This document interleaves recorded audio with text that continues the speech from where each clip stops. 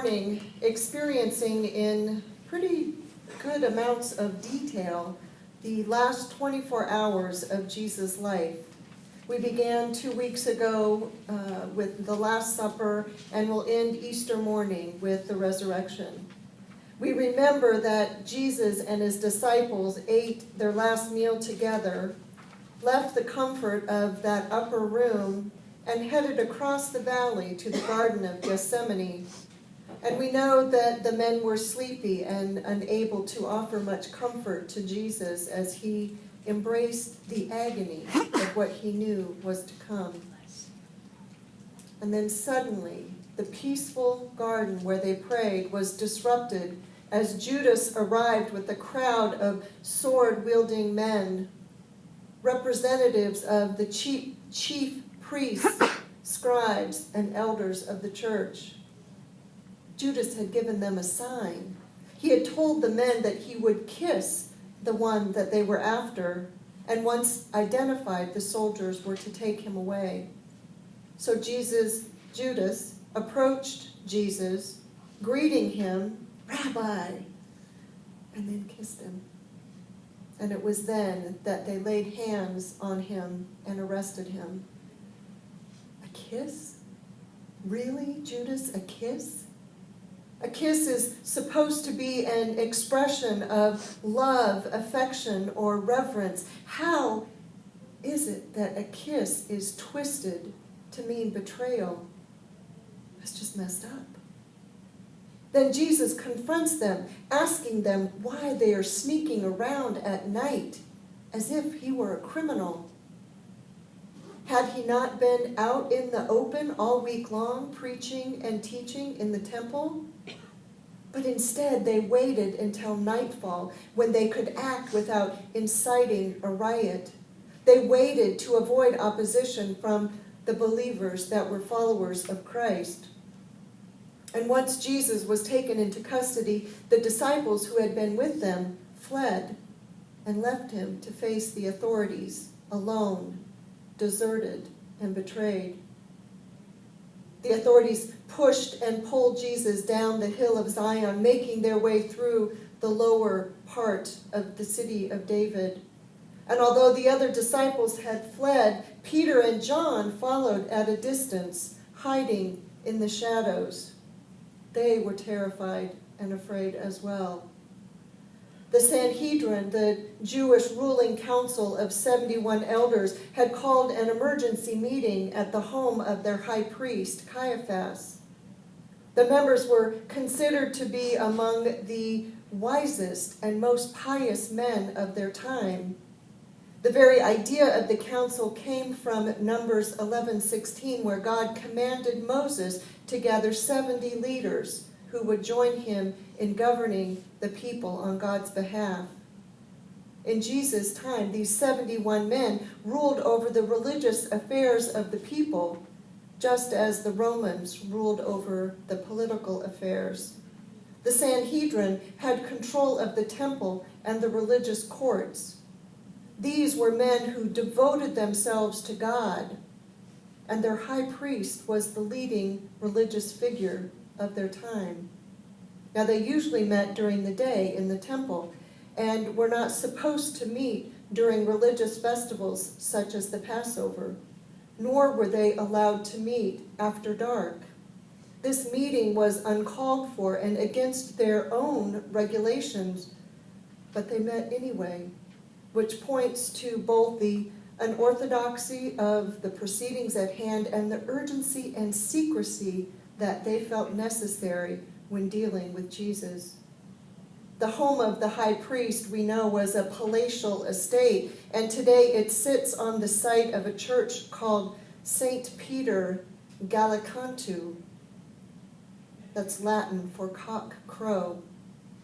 Below ground is a prison cell, a cold stone pit fashioned from a cistern, and it's taught that that's where Jesus was held, both as the Sanhedrin debated his fate, and again as he was awaited transport to Pontius Pilate after sunrise. And it's here that I imagine Jesus prayed the psalm that Barbara read earlier. And I think, though, that we need to step back from this scene just for a moment and recognize its full import and appreciate the tragic irony. Christians believe that in Jesus, God walked in human flesh on this earth. He was in that sense like an emperor who dons regular clothes to go out and mingle with his subjects, live among them with no one recognizing or understanding him. The God of the universe chose to walk in human flesh as an itinerant preacher, teacher, carpenter, healer, a pauper. He became one of us. He healed the sick, forgave sinners, showed compassion to the lost, and taught people what God was really like. We must not miss the irony here. It was not the sinners who arrested him. Those who took him into custody and tried him were the most pious and religious people on the face of the planet. The God they claimed to serve walked among them in flesh, and they couldn't see him. They were so blinded by their love of power and their fear of losing it that they missed him. The people that you would expect to recognize and hail Jesus instead arrested him in darkness and brought him to trial. They put God on trial for blasphemy. Jesus' testimony that he was in fact the Messiah outraged them, and they found him guilty, convicting God of a penalty, of a crime worth the death penalty, blasphemy against himself. Now, I think we have to ask ourselves, how could this have happened? How could the most pious men in the world, who dedicated their entire lives to God, had missed the obvious? And why did they condemn an innocent man to death? The scripture says these men began to spit on him. They blindfolded him, hit him, taunted him, and then the guards took him out and beat him again. And even if he was a false Messiah, why would these pious men, pillars of the community, spit on him? Why would they blindfold him and strike him? I think the answer is fear. These men saw Jesus as a threat to their way of life, their positions of authority, their status among the Jews. They had seen the crowds flocking to him and heard them say, "What is this? A new teaching?" And with authority. He commands even the unclean spirits, and they obey him.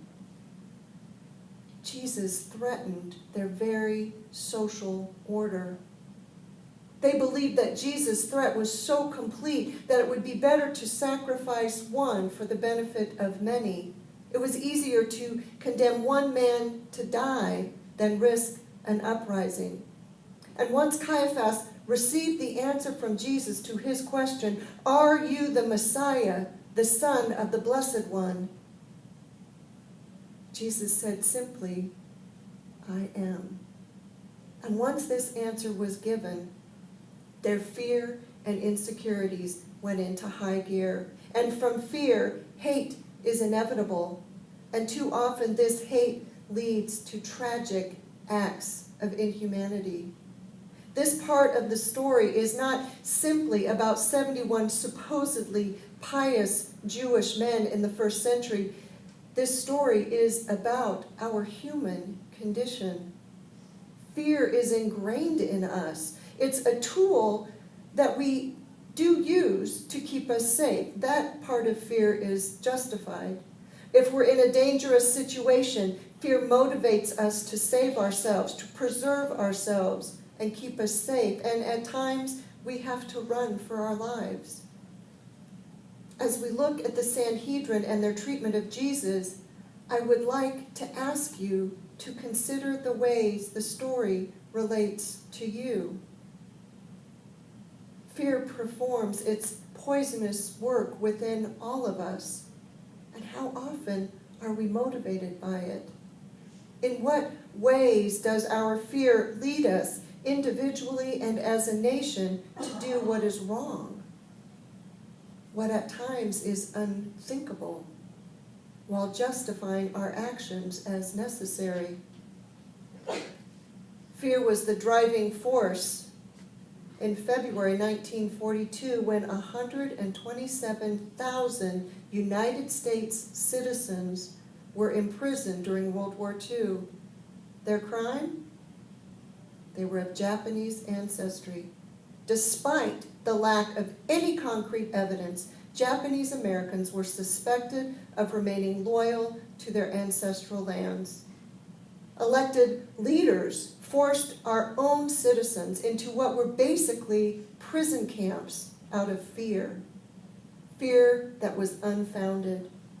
And it wasn't until 1988 that Congress attempted to apologize for that action by awarding each surviving intern $20,000. That hardly seems worth it. How has your own fear led you to do things that you later regretted? We each must be aware of the power of fear, and we must not forget the lesson of history. All of us, if we let our call to love be overshadowed by our innate fear, are capable of supporting and doing the unthinkable. I think we have to ask ourselves, had we been on the Sanhedrin that night, would we have gone along with the others and condemned Jesus? It takes courage to stand up to the prevailing opinions or beliefs and do what we know is right. As Christians, we have to remind ourselves that love conquers in ways that fear and hate and violence simply cannot. Listen to these words from 1 John chapter 4. God is love, and those who abide in love abide in God, and God abides in them. Love has been perfected among us in this, that we may have boldness on the day of judgment, because as He is, so are we in this world. There is no fear in love, but perfect love casts out fear. For fear has to do with punishment, and whoever fears has not reached perfection in love. We love because He first loved us. And those who say, I love God, and hate their brothers and sisters are liars. For those who do not love a brother or sister whom they have seen cannot love God whom they have not seen. I have to believe that there were more than just Joseph of Arimathea who disagreed with the Sanhedrin. Even Joseph didn't step forward to show his support until Jesus was dead, when he offered his own tomb for his burial. But how many others sat in that meeting, disagreeing but afraid to stand up to the leaders who were speaking so loudly? It's difficult to resist those in leadership when the tide is moving. We tend to be afraid to stand up and resist. Martin Niemöller, a Lutheran pastor in Nazi Germany during World War II, saw the sins being committed against the Jewish people and at first decided not to object. Only later did he speak out against what he had seen. And words attributed to him movingly express his analysis of the situation, and I suspect you've heard these before. First, they came for the communists, and I didn't speak up because I was not a communist. Then they came for the Jews, and I didn't speak up because I wasn't a Jew. And then they came for the Catholics, and I didn't speak up because I was a Protestant. And then they came for me, and there was no one left to speak up anymore. No one asked that night if they were really doing things in keeping with their faith. None of those present were brave enough to question the authority of their leaders and point out that the testimony they heard was their own witnesses could not agree on their testimony, and they violated their own Jewish law a second time, ignoring the fact that their witnesses disagreed. And without concurring testimony, they then turned to Jesus, their last-ditch effort, asking that condemning question, "Are you the Messiah, the Son of the Blessed One?" All Jesus had to do was keep quiet. He just didn't have to answer, and there would have been no grounds for conviction. But instead, he replied in a manner deemed blasphemous for Jews and traitorous for Romans. Jesus replied, "I am." In this one sentence, Jesus testified that he was the Messiah, God's elect, and he alluded to a very special relationship between himself and God. And Caiaphas recognized in those two words that Jesus was claiming his divinity and tore his garments. The Sanhedrin learned enough to take in the full scope of Jesus' statements and claims, rent their clothes at the audacious enormity of it, and said in effect, "Do we need any more witnesses? This man has blasphemed and is worthy of death." Jesus stood convicted. And outside the gates, Peter was in the midst of his own crisis of fear. Confronted by a servant girl not once but twice, and then by another bystander, Peter denies knowing Jesus at all. And as he hears the cock crowing for a second time, he remembered Jesus' prediction and broke down weeping. Let us pray. Gracious God, we operate too often by fear and have lost touch with our need to rely on love to cast that fear out. Remind us this morning that your love for us and ours for you, remind us that that love is enough. Remind us that they will know that we are part of your family because of our love. Give us the courage to stand up for what is right and to make the hard decisions to stand up for you in all that we do. And I pray this in Jesus' precious name. Amen.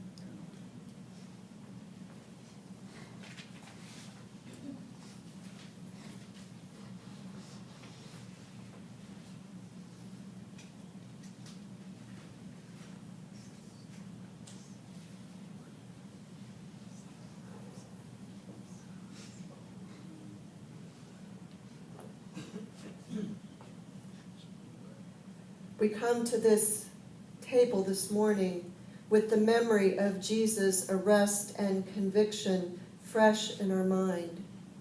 And I encourage you to remember the sacrifice that Jesus gave for us so that we might in fact meet him here and rededicate our lives to following him.